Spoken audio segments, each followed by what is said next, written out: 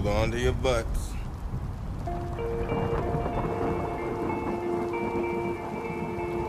Don't move, you're surrounded by armed bastards. What are we going to do? Well, I say let's get out there and swat it. Hello, welcome back to the Cabin Night Podcast. I'm Jake, I'm James. I'm Rob. and in today's episode we're going to be discussing our individual top 5 Disney films. But before we get into that, we would like to invite you to grab a drink, make yourself comfortable, and enjoy the discussion. Before we get into our individual top 5 Disney films, I want to ask you, James, what makes the perfect Disney film? So that is, what components must the film have to make it into your top 5? Because there's quite, certainly now, there's quite a big pool when it comes to Disney. You've got Pixar, which are all about tugging on your heartstrings, and then you've got your more classical sense in that it's like maybe an animated musical. What does a Disney film need for it to be classed as a perfect Disney film? It needs to have heart. I think it needs to. Oh, James. No, it does. It can't. You can put all the best songs and the best animation in the world, but if it doesn't have a heart to it, I think it's really lacking. I'm not saying it needs to have a message. I'm not saying it needs to affect the grander scheme of how you view life, but it needs to have a heart and an emotional core to it. I think because the story, if it doesn't have that, it's not going to be the best of stories. Like a film that I don't think is on anyone's top 5 is The Black Cauldron. Never seen it. Exactly. It's one that everyone's kind of forgotten about because it doesn't have heart. Same with some of the later ones that did in the 2000s with things like Chicken Little and Meet the Robinsons and Bolt. They didn't have any heart to them. They were very obvious cash grabs. Yeah. So that's why they kind of faded away. But the ones that have stuck the test of time are the ones that had that heart, I think. And in a more sort of physical aspect of what you can see on screen, how does that translate? How does something have heart? Is it through the music? Is it through the animation itself? Because I know you're quite big into the sort of the animation techniques and what have you that are used. You make it sound like I'm a drawer. I'm fucking not. I think it's a mixture of everything. You can, because some of my films, they're different. Some of my top 5 are some are computer animated, some are hand drawn, some are live action. Yeah. It doesn't matter how it's presented. It's a mixture of the characters, sort of the balance between humour and pathos. And the music, but not all of mine have music in them. So yeah, it's a mixture of everything, and it's that, I think it's that undefinable Disney quality. Yeah. That thing that is Disney, that Disney magic, to probably pay them some copyright for saying that term. But you know what I mean? It's that thing that is unmistakably Disney. Yeah. That you can't get, say, like with films like Shrek, you just don't have. Yeah. I've just said Shrek as an example because it's an animated film. A great film, but it's not Disney. Yeah. Okay, Rob, what makes the perfect Disney for you? To a certain extent, the story has to be believable in some fashion. Like Lion King is essentially Hamlet. He's lost his dad and he thinks it's his fault, and he's got to come to terms with that. Yeah. And as he finds out it's not his fault, it's his uncle.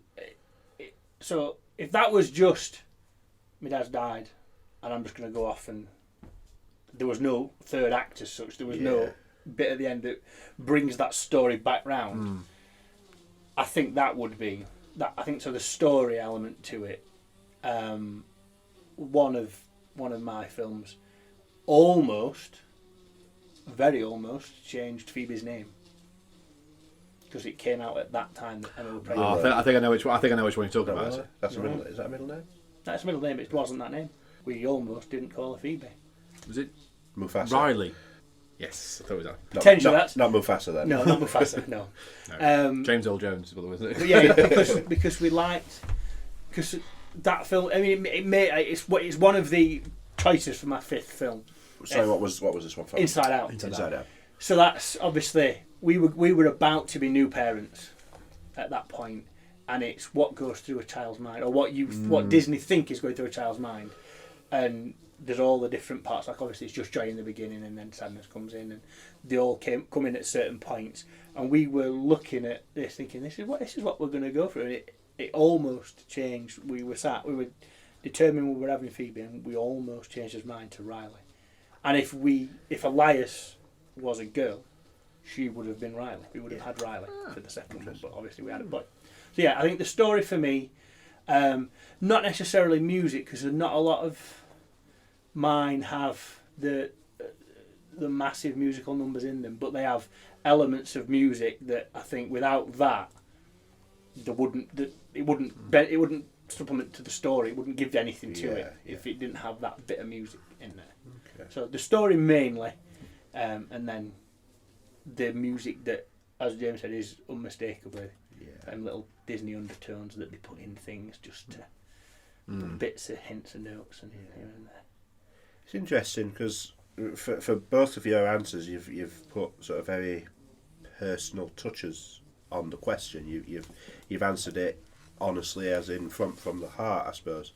Whereas for me, a Disney film, or rather the perfect Disney film, has to have Disney elements that I remember from growing up. So there's got to be at least one memorable song. The music throughout, even if nobody's singing, but the soundtrack has to be powerful. It has to be evocative of whatever the emotion is happening at the time. It has to have a good villain. It has to have somewhere where your main character is on a journey and you see the progression of that journey throughout. I suppose on a personal level, to sort of mirror what you two have been saying, my whole attitude towards Disney, I've always enjoyed Disney films really, but I've never been I wouldn't never say I was a massive Disney fan. Since having kids, that's really changed things, and to see how Caleb, even just in the past sort of couple of months, has really, as I left the house today, he asked for Monsters Inc. putting on. So I put him Monsters Inc. on, and he sat on settee, and he didn't even say bye to me because he was just glued to it. He did it recently with Princess and the Frog and what have you. So the fact as well that we are going to Disneyland next year, my feelings towards Disney are now they are amplified by my children. That really changed me when we took Phoebe to Disneyland. I weren't that bothered about going. Yeah. Someone I've always wanted to go, because I had been to Disneyland, and I thought we were taking Phoebe and I were going to enjoy it through her, because she were going to have so much fun and meeting all the characters and all that. And in the end, it completely changed me, and I were like, you know what, I want to come here every week for my holiday. Yeah. Because it's interesting. I wanted to go to Disneyland before we had kids. I've always wanted to go to Disneyland. So I'm a giant child, so I want to go to Disneyland. I cannot wait now. Now we've got kids, and how much. I mean, just to sort of underline that feeling that I have. We were playing a Disney playlist on Spotify the other day, and the song that's at the start of Cars came on. I think it's Shelby Lane, Shellcrow, someone like that. Yeah. And the song's called Real Gone, and that's the song that's at the start of Cars. And with no context, with just playing it, Caleb turned around with a big smile on his face and went, "It's Lightning McQueen," like that. And that to me is making that connection almost outside of watching the film. Yeah. Well, not almost. It's outside of watching the film, and now knowing how he's going to react when we're at Disneyland as well. It's just it's just changed my whole attitude towards it really. So I think that covers that. So let's get straight into it then. Top 5. This is the main body of us of the topic for today. So what's your top 5, Rob? So I have 4 definite films that are my favourite Disney films, regardless of having Phoebe and her. And then the 5th one is films that she likes, or that we've seen at the cinema, or that we've now become really attached to through having Phoebe. So, number 1, I struggled with the order a little bit, and this could change at any moment. You could I think we're all guilty of that. Yeah. So, number 1 is The Lion King. All-time favourite. All-time favourite. Okay, interesting. I have 2 Disney and 2 Pixar as mine, and then the other ones are all Pixar, because they're all the ones that are attributed to Phoebe, really. So, Lion King is number 1. I remember watching it at the cinema. I remember being in year 5, I think, and we had to draw something real life, something that we owned. We had to at school, and I drew the Lion King video cover. I took it into school and I drew it, and it might not be the greatest thing, but I thought it was, because I love the Lion King. Yeah. And when we went to Disneyland for our honeymoon, it all sort of tied in really well, because both me and Emma love The Lion King, and there was a Lion King and Jungle Book signature package that you could pay for, and it was €90, I think, and you got voucher back, you got €15 back, and you got a dinner with Rafiki. So we were having his dinner in the Hakuna Matata cafe, and Rafiki comes out and he walks round, and he'd take pictures with him and all that sort of stuff. So he rubbed some sort of gunky fruit juice on he you? did not. And there was no... Did he hit you on the head with a stick? That I was waiting for. You can either learn from it or run from it. Number 2, Jake's mentioned it already. Monsters Inc. I absolutely love Monsters Inc. I remember going to see it at cinema. Main reason I think for that one is because I've always liked John Goodman. I used to like Roseanne, and I always used to say if I could have any celebrity dad, I'd want Dan Connor as my dad. And then obviously he was voicing Sully. Yeah, okay, I want that one. And then I go really, really old school and quite close to home. Robin Hood. I absolutely love Robin Hood. I remember I think that was probably the first one I watched. First thing I watched. We used to have the Ritz video shop on Biltmore Road when I used to live at home. And we used to go there quite regularly, and I always used to get a normal film or a kids film and probably a horror at some point. And Robin Hood, I think, to get that quite a lot. Golly, what a day. Yep. It is a good film. It's not an underrated one, I think. That's one of them where I did try to make Phoebe watch that, and she's not interested in that one at all. Really? I think it's too slow. Do you think? Too slow, and it's not bright. You know, because it's the hand drawn one. It's diluted. I mean, I think it's great. I think it's one I had on video as a kid, so I remember really enjoying that one. We have had a difficult time transitioning Caleb from sort of the more accessible Pixar to the older animated styles of such as Robin Hood and what have you. But he's bridged the gap now. He has done it. That's cool. Rather proud of. Number 4. And I don't really know why. I just thought it were a great film. I know a lot of people not particularly like it. Incredibles. It's never been one that's bothered me. The I soundtrack's great, but I don't know if it was the time it came out or what, but it just struck with me straight away. And it's got some moments that I still find. Edna Mode is still a fantastic character. Edna's great. That's because it's just her. It's just the actress. Yeah. It's not an actress. That's the director. That's the director doing the voice of Edna Mode. That's what she looks like, though, isn't it? No. It's what's it called? Ben Bird? Is it? I know you're thinking, and it's not her. Right, okay. Ignore me then. Who are you thinking of? I thought it was a person who looked like with big glasses. Well, there's the woman who presents Great British Sewing Bee, who looks exactly like Edna Mode. It's called Esme something. She looks exactly like Edna Mode. Maybe. I don't know. I'm just talking rubbish as usual. Well, So they are my 4 all-time favourite Disney films. The 5th one is a choice between Inside Out, because it came out just before, and as I mentioned already, we were almost debating on changing Phoebe's name. Moana, Coco, which I think was one of the first ones Phoebe saw at the cinema. yeah. And then the one that I think I am going to pick, because I remember the way that Phoebe looked at me when it had been on in the cinema, was Onward, and so I think my 5th is Onward, because obviously, spoilers, Onward. If you've not watched it, I know. Onward is about 2 brothers, one of which knows the dad, one of which doesn't. The dad died early on, and he's trying to get to see his dad. And he's got so many things he wants to do. And at the end of the film, the way Phoebe hugged me because she thought I might go somewhere, it was lovely, but so upsetting at the same time because heartbreaking. she thought that something was going to happen to me at this moment. And even now, when we watch it, she still, after it's finished, she still comes and hugs me because she thinks that something's going to happen to me. And something will at some point, no doubt, but yeah, so... You won't just be a pair of legs, hopefully. No, hopefully not. So Lion King, Monsters Inc., Robin Hood, Incredibles, and Onward are my... Okay. I mean, you said earlier, I don't think we're going to disagree with each other because I can't tell you that your choices were bad. I can say I don't agree with them in terms of... I mean, like Incredibles, I've always thought... Incredibles is probably the only one on your list where I thought, not only did I not enjoy it myself, I actually thought it was a bad film. Yeah.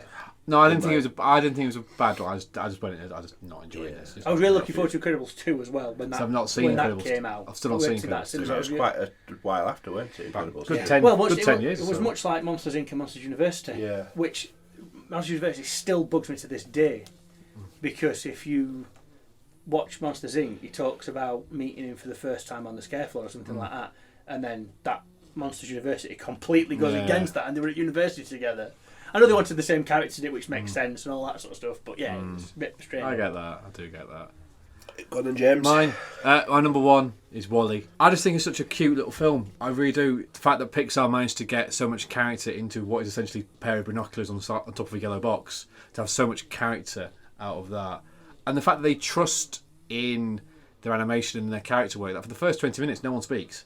It's in silence. Yeah. Well, apart from the music in the background, but the characters don't speak because they can't say anything. So to have all this character from these two robots that don't really say a word to each other is amazing. It's such a sweet film. Okay, it has got a message. You know, it's about a very environmentally friendly message and things like that. But it's just a great, cute little film. I think it's a really, really sweet little film. Next one, very old, old school one. Bedknobs and Broomsticks. I remember as a kid having that on video. I taped off the TV. It was on Channel 4 or something one day, so we taped off the TV, and it's great.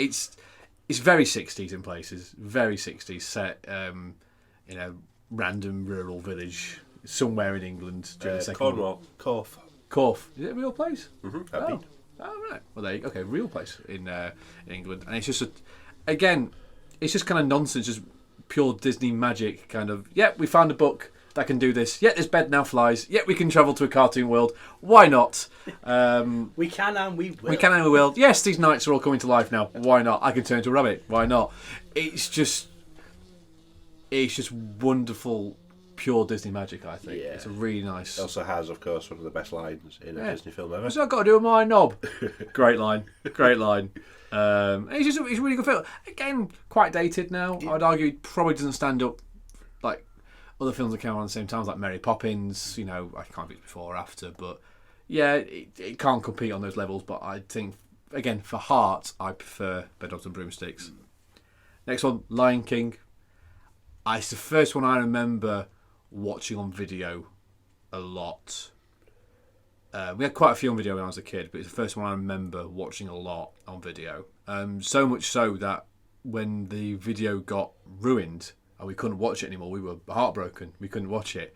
So, and this was at the time when Disney didn't have everything out all the time. They would put things back into the vault. So if basically it was out for maybe a year or two and then went away again. So if you couldn't get it, you couldn't get it. So we had to wait till it came out on DVD again to get it. And we were being very annoyed when it came out on DVD because they put a new song in.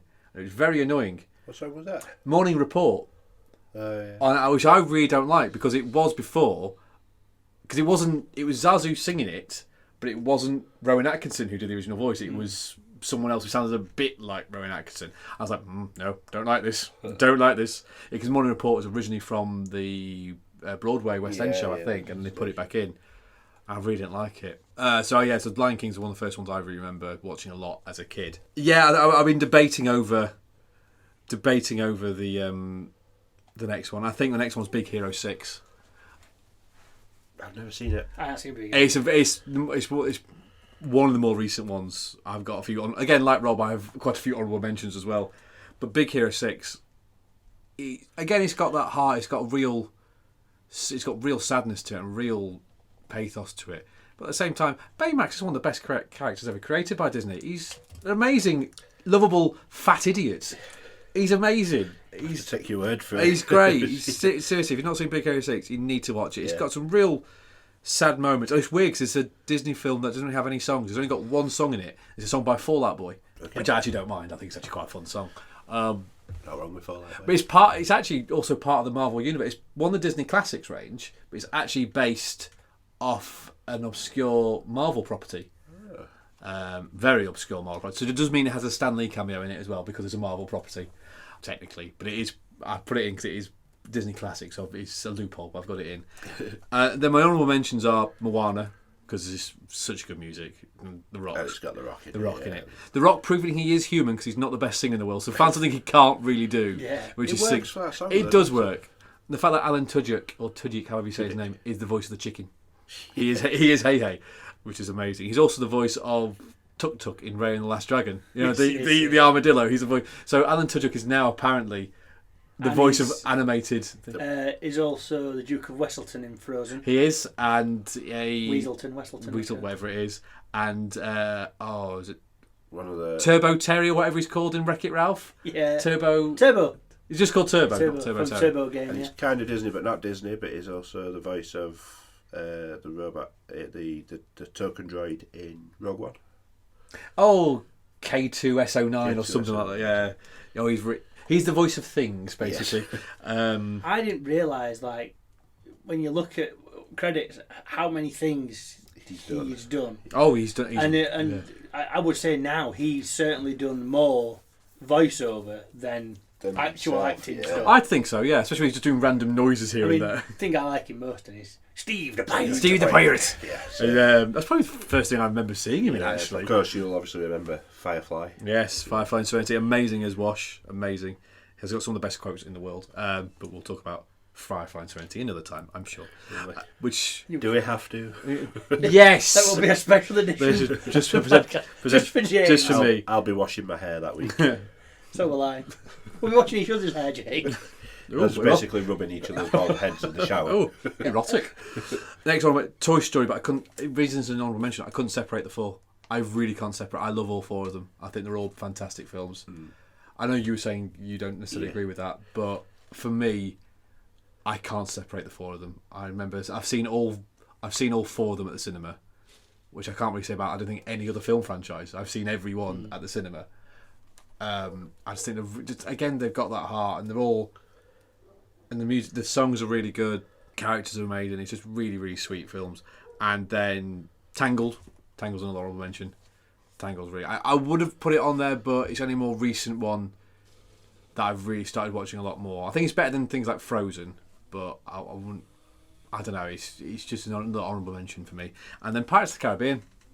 The first Pirates of the Caribbean is still good. It's still The original trilogy were really good. See, I wasn't too bothered by the other two in the trilogy. I thought the first one they were good, but I thought the first one was about. It's one of those films that you put on and you go, I forgot how good this was. It's It's really one of the good films film. that I keep saying to me, let's just watch Pirates. Come on. Yeah. I don't want to watch it often, but if I haven't watched it for a while, I want to watch it. Yeah. We watched one of the many sequels. I think it was Salazar was there and Dead Men Tell No Tales, whatever it's called over here. And I remember watching it with Hayley and just being quite unimpressed with it and just going, I just want to watch the original now. So we then just watched the original back and go, that's better. And also the soundtracks, it's an amazing piece of music. Hans Zimmer, although it's not Hans Zimmer the first one, I can't remember who actually is who does the first one. But it's just amazing music. It's just a fantastic film. Okay. Right, okay, I suppose we want to my top five now. I'm just going to be different now. I'm going to go from five up. So mine are in a particular order, and I'm going to go with... In fact, I'm going to go with my honourable mention first. And that is Lion King, because Lion King missed out to number 5 on my list. Okay. I really like Lion King. I think the music is very emotive. I thought that'd be one we'd all have got in there in some. It's almost on, Jack. Well, It's yes, almost, Very nearly almost. There's probably, again, Bedrooms and Broomsticks is fantastic. There's probably more if I care to sit and list them, but I'll go into my top 5. So in number 5, I've got Mulan, which I suppose speaks to the historical. The remake, right? Yeah, obviously, of course. The one where the director said, no, we're not going to have a talking dragon in it because we want it to be realistic, and then they have a woman who turns into a fucking phoenix. So, you know. Have you ever seen that happen? Ooh, you've not been downtown on Saturday night, have you? I've seen a man turn into a disturbing butterfly before, but that's another story. Mulan. It speaks to the historical aspect. I know that she was maybe more of a folklore legend than really a historical figure. There's some grey area there anyway. But Eddie Murphy, I think he's fantastic as Mushu. I think everybody thinks Eddie Murphy was fantastic as Mushu, despite the horrible things that he went on to do as a person. You know, like completely disregarding his own child by Mel B, or whichever Mel he was with. Oh, Mel B. Yeah, You were right. I was right. As you were.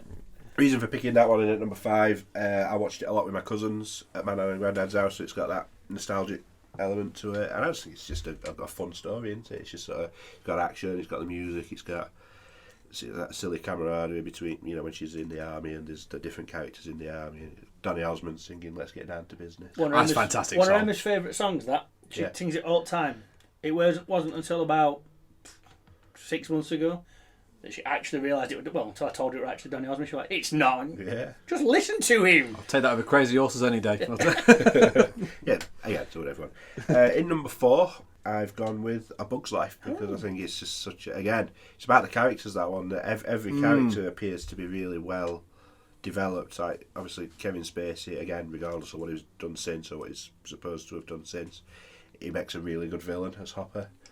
He's I'm quite just sensing creepy. a pattern with yours a minute, Jake, you know. Yeah, they've all got bad people in it. So the next one, and that's what after. So anyway, I think I love the main core of the characters. So like Heimlich the caterpillar. What's he called? Arthur Fraser doing. David Hyde Pierce is perfectly cast as Slim. Perfectly cast as Slim. Yeah. It's just another fun film. I remember watching it a lot.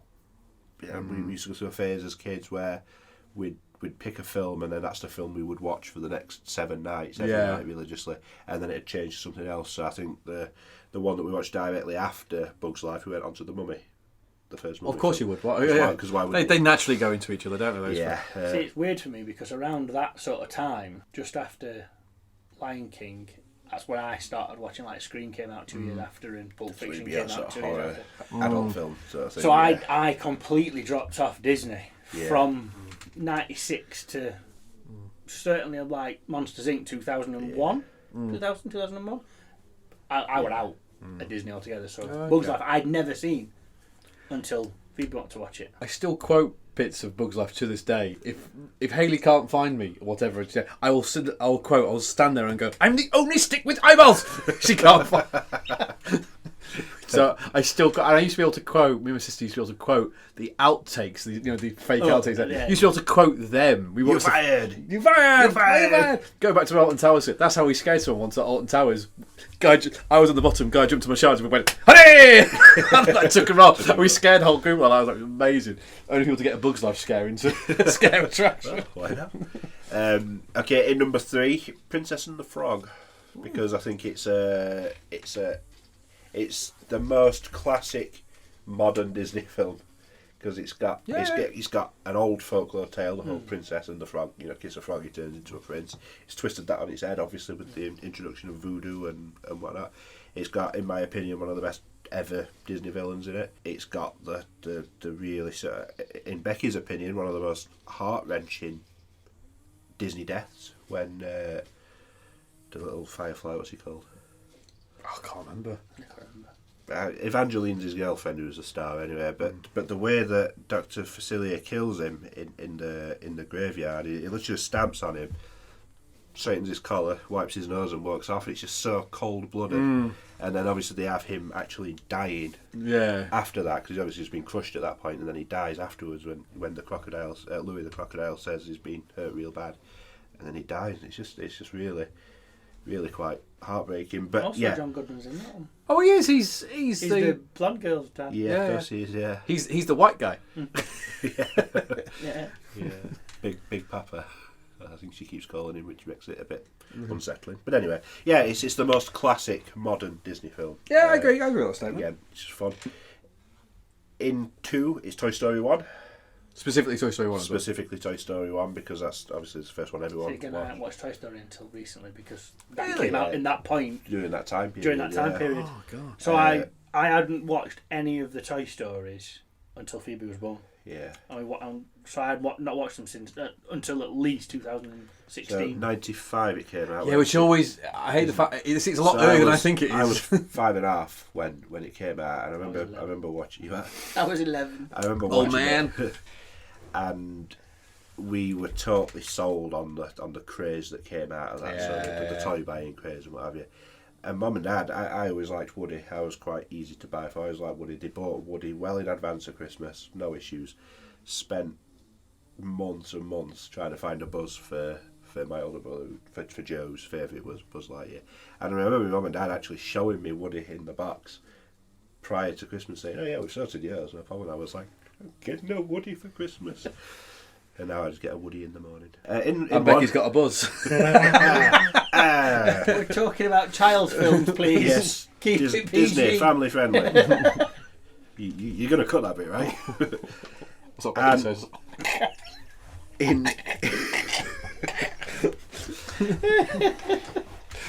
In one, Beauty and the Beast. For me, That always surprises me. Not that it's a bad film, it always surprises me. That's it would be my favourite. Yeah. I think the reasoning behind it is it's classic in that respect. It's got everything that you would expect from a Disney film. It's got memorable songs. It's a tale as old as time. well, it's not. It's about 150 years old, but all right. Well, for all intents and purposes. Be Our Guests, absolutely fantastic. I think I've realised more and more in recent years that the kind of Disney music numbers that I like are ensemble pieces.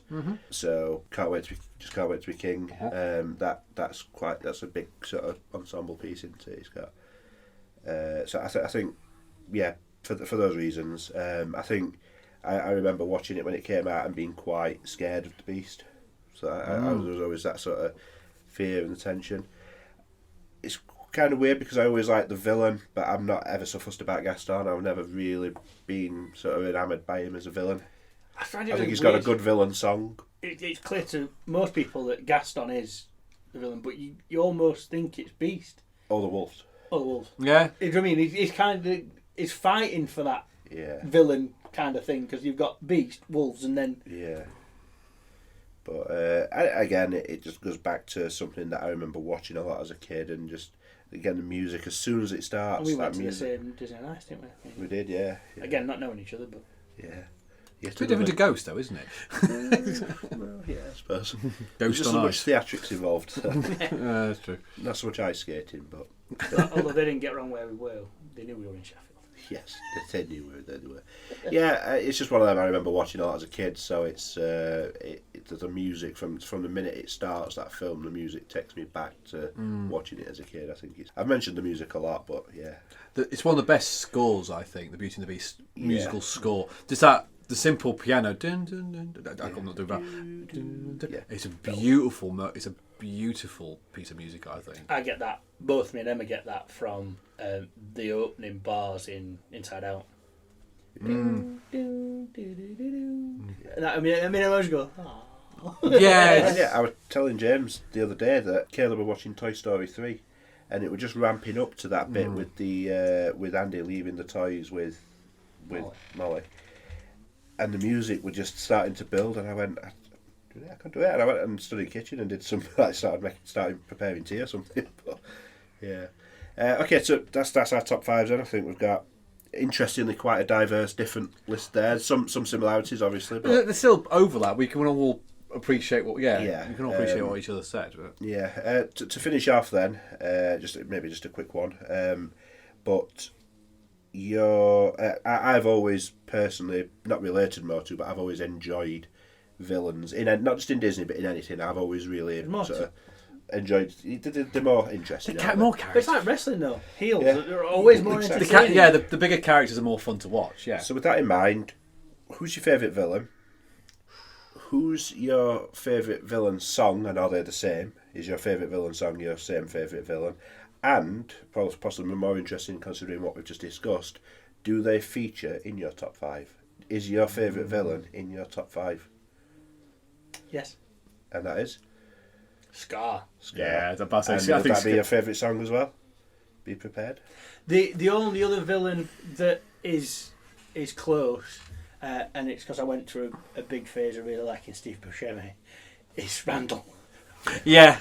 But I've it's never, not the song. I've never seen a monster look so much like his original person. It's the one bit that he says is when they're in the changing room, and he says, "I'm up for it today, Sullivan. I'm doing some big numbers." I'm like, that's just Steve Buscemi. Yeah. That is him.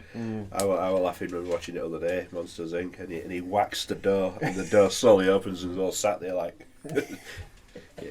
I love how they recorded Boo in Monsters Inc. Because it's one of the producer's daughters or something. Yeah. So they literally just let her run around the room and they just followed around with the mic and they animated what she did basically and tried to fit it in, which I think is a really cool way of doing it. Which is why lots of random noises she makes all the way And through I the like film. the not conspiracy as such that Boo is in Toy Story. In Bonnie's class, not Molly, Bonnie.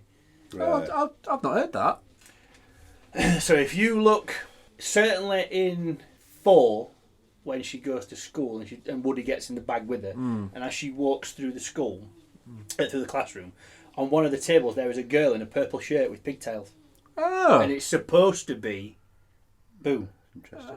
And so Monsters Inc. and Toy Story are the same universe as such. Well, there's always been that theory that all Pixar films are linked together, Yeah, isn't there? Yeah. Because there's the same numbers that keep appearing. A113 or something like that. Yeah, it's the On like license plates. it's isn't the it? yeah it's one of the license plates on Pizza. It's Pizza Planet's. Pizza Planet is a thing that's at the bottom of the sea in Finding Nemo, yeah. Yeah, the Pizza Planet driver from Toy Story lives in the caravan Yes. where Randall is sent to. Yes. And underneath the caravan is Bug City in Yeah. Bug's life. Yeah, it's the same caravan that the bugs, I can't help it, it's too beautiful. Yeah, it's the same, yeah. And then the other one from Toy Story is that Sid is the garbage man in 3. Yes, Yeah, he and is, also in Coco, Yes. there's one of the skeletons performing Yeah. on the stage. Oh, is He's he? got the same shirt on. Oh, I didn't know that. Yeah. Apparently. It's so. one of them. Is it a nod? Things took a dark turn for Sid, didn't they? How did they do in Mexico? They were only dark. but- There used to be a thing, didn't there, that you could always tell what was coming next. Yeah. When it came out, if you look back, you could see like Ralph's in whatever the film was before Ralph came out, or And Nemo's in Monsters Inc. Inc. He's on one of the toys. Yeah. and It's Nemo. Sully is on one of the cave. Yeah. Sully is one of the cave paintings in Brave. yes, yeah. Yeah, I do like Brave. I watched it again for the first time in ages, not long ago, and I forgot because it is quite. I remember watching it the first time and going, it's all right. And then I watched it again and I went, well, actually no, it's quite a good film. This I actually. quite like that song, that on Touch the Sky. That's quite a good song. For it. Yeah, it's again really good music as well. Gun and James, villain. Is your I think villain? Yeah, My favourite villain's Scar. Jeremy Irons is just he's fantastic. yeah. Yeah. It's one of the most sarcastic villains ever. It was Camp. Oh, yeah. It was the one thing that I wasn't looking forward to about the Lion King remake when I knew it wasn't going to be Jeremy Irons. Although there are the casting, that was the only one I kind of went, all right, because Chiwetel Ejiofor, I hope it's how I say his name, but Chiwetel, I was like, yeah, he's a fantastic actor. I think if anyone can do it, And they didn't do the song. He spoke it, Yeah. and I'm like, I'm pretty sure before we get any further into this, because I know what we're like, we will end up debating this now, and we've not got time for that. So stay tuned because we are going to have a Disney originals versus Disney remakes episode. So hold that thought, Rob. okay, but yeah, let's Jeremy record it now. Jeremy Irons has some of the best lines. Yeah. I still quote to this day. Well, forgive me for not leaping for joy. Band back, I still quote that every now and again to this day. My favourite villain song is Hellfire from Hunchback of Notre Dame, which is really dark. For what is essentially a kid's film. Yeah, basically saying, I love this woman and I'm going to kidnap her and rape her. But if I can't have her, no one else can. Yeah. It's like, well... And it's the fact that she's such a sexually alluring woman that she's tempted me to do yeah, this. it's her fault. It's her yeah. fault for being sexy. You kind of go, oh, okay. And all these monks saying, mea culpa and mea culpa. It's like, fucking hell. But Hunchback is, if I was to stand to a top 20, I think Hunchback might be in there somewhere. But as a song, Hellfire is still amazing. It's still a really, really good song. Jacob? Yeah. So mine is in my top 3. It's Dr. Facilier, as you probably could have guessed. I think his villain song in Princess and the Frog, Friends on the Other Side, I like it because it's got a ghostly, occult edge to it with the voodoo and everything. It's a catchy song. When it kicks in after he's done the bit with the cards, and then it kicks in with all them masks sort of chanting and Visually, it's a really cool looking piece. and then the way the song finishes with him sort of going like that, and it's just his eyes in dark. It's quite creepy as well. And like Caleb watching it, and obviously it releases the shadow creatures, doesn't it, to bring Prince Naveen back, doesn't it? And whenever you saw them shadows, Caleb sat there going, naughty monsters, naughty monsters. Yeah. I think it's a big song, it's a catchy song, and it's got a ghostly edge to it, like an occult edge to it. There is one of the villain songs that I really like, which is quite weird because it's not a film that I was ever that bothered about. But I really like the villain song from it. I like Poor Unfortunate Souls from Yeah, no, it's a good. Little Mermaid. Ursula's. Yeah, no, I agree. That is a really good one. I think that covers everything. I think we as we mentioned already, we are absolutely going to be returning, maybe even for a Disney Part 2, where James and Rob can get their other 15 films up on the list as well, as soon as they couldn't decide. There were just a couple of honourable mentions. Just a few. And mine were child related. So. In fact, I actually thought of another couple of honourable mentions as well, but it's whether you class them as proper Disney, but the ones they did a few years ago, like Saving Mr. Banks, they did. Which again, They're under the Disney banner, but not necessarily. Saving Mr. Banks and then Christopher Robin, which are really, really sweet and, again, tug at your heartstrings. But if you're going to go, and also the first 20 minutes of Up, specifically the first 20 minutes of Up, would just kill me. One I can't do. I avoided watching that film for years, and Becky made me watch it recently. And it's amazing, but I had a heartbreaking. thought on that. Yeah. Yeah, I had a thought that he also dies, and the house going up and flying. A few people have said is that. his Yeah. afterlife. That's him. Yeah. I've seen a few people saying that. The only thing that wouldn't make sense is that his wife's not there with him. well, they got reunited. Yeah, that's the only thing. But if she is, Maybe if she he's trying is. to get to her, Maybe she is, maybe she's reincarnated as Kevin. well, yeah. And that makes it even more of a depressing. I've stuck with this giant bird for the rest of eternity. The only thing I liked about the beginning bit of Up is everything is either square or round. He's round. And what is it? Ellie and Carl. Yeah. Everything that Carl has is square, and everything that she has is round. round. He's died though, hasn't he? He has Very died recently. very recently, Ed past week. Gassner? Yeah, past week or so, I Yeah. think. Yeah. It's about 2 weeks ago. Yeah. So that dates this podcast when eventually it comes out. Yeah. Yeah, like I said, we'll be revisiting Disney, I don't doubt, perhaps even with guests next time. But for now, you have been great. We have been the Cabin Night. Good night.